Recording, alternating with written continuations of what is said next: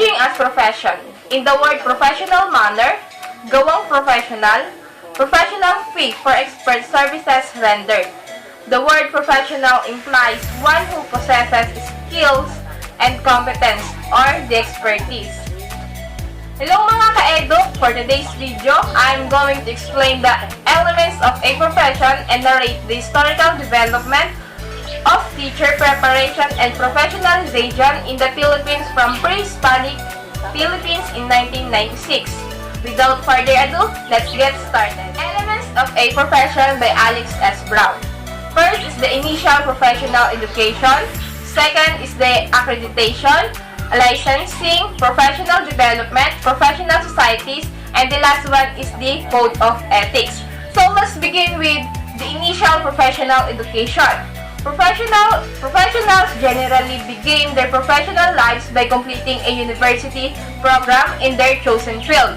Like for example, the teacher education, engineering, nursing, and accountancy. Means long and arduous years of preparation. Take note, this is just initial, which means only the beginning, because a professional is expected to learn endlessly. The second is the accreditation.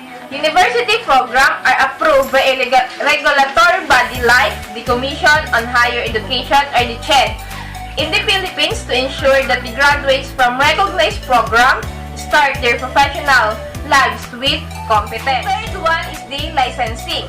Licensing is a mandatory and not a voluntary and is administered by a government authority.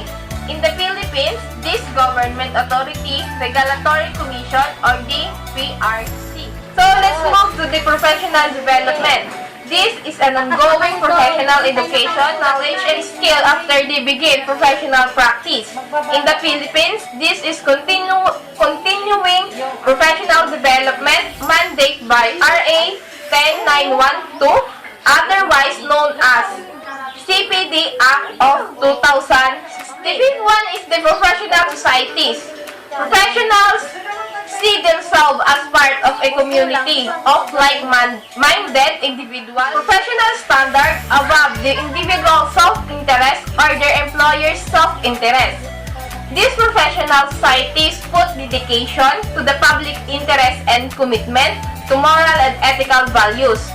Professional societies define certification criteria, manage certification programs, establish accreditation standard, and define a code of ethics and disciplinary action for violation of the code. The last one is the code of ethics. Each profession has a code of ethics to ensure that its practitioners behave responsibly. The code states what professionals should do. Professionals can be ejected from their professional societies or lose their licenses to practice for violating the code of ethics. Professionals can be ejected from their professional societies or lose their licenses to practice for violating the code of ethics. Any other profession, teaching has its own code of ethics that every teacher must follow. In Section 23 of Republic Act 7836, it is stated that the violation of the Code of Ethics for professional teacher is one of the grounds for his or her revocation of the professional teacher's certificate of registration and suspension from the practice of the teaching profession. After knowing the definition of elements of a profession and its importance, let's see the teaching is a profession it requires. First is the long years of initial professional development. Second is the attainment of a college university degree recognized by a regulatory body. It requires a licensure examination called the licensure examination for teacher or what we call the LET.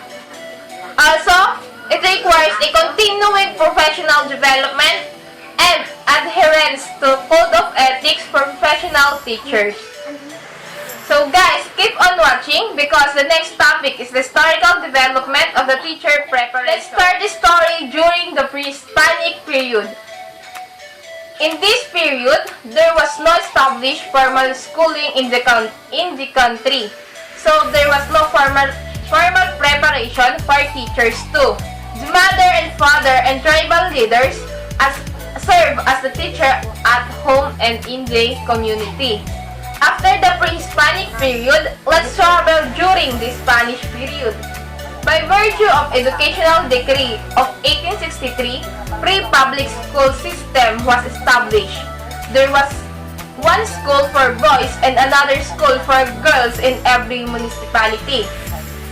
The Spanish missionaries served as the teacher at this period. With the same decree provided for a normal school run by the Jesuits to educate male teacher in Manila. Then, the normal school for women were not established until 1875. So, it was the Spaniards who started training teacher in normal school. At the end of the Spanish rule, schools during the Spanish era were closed for a time by Aguinaldo's government. So, there was no teacher preparation that took place in this period. So, stay at your place and we will go to the American regime. During the American regime, soldiers served as the first teacher.